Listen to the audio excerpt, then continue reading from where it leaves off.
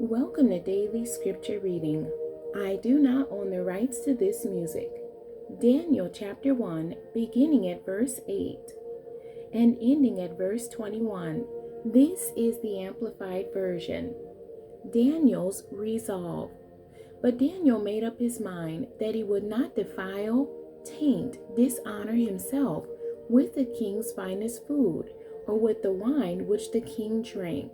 So he asked the commander of the officials that he might be excused, so that he would not defile himself. Now God granted Daniel favor and compassion in the sight of the commander of the officials. And the commander of the officials said to Daniel, I am afraid of my lord the king, who has prearranged your food and your drink. For why should he see your faces looking more haggard than the young men who are your own age? Then you would make me forfeit my head to the king. But Daniel said to the overseer, whom the commander of the officials had appointed over Daniel, Hananiah, Mishael, and Azariah, please test your servants for 10 days, and let us be given some vegetables to eat and water to drink. Then let our appearance and the appearance of the young men who eat the king's finest food be observed and compared by you, and deal with your servants in accordance with what you see.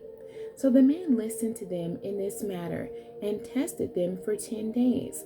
At the end of 10 days, it seemed that they were looking better and healthier than all the young men who ate the king's finest food.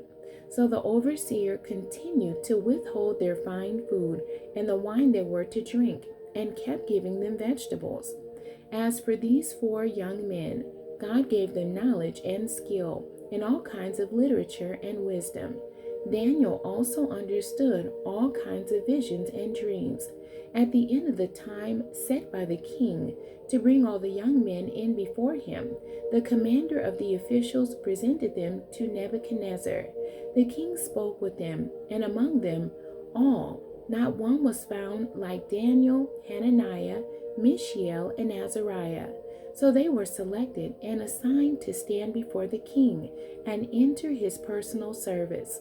In every matter of wisdom and understanding, about which the king consulted them, he found them 10 times better than all the learned magicians and enchanters, magi, in his whole realm.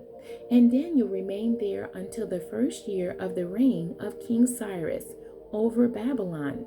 Now this was at the end of the 70-year exile of Judah, the southern kingdom, in Babylonia, as foretold by Jeremiah.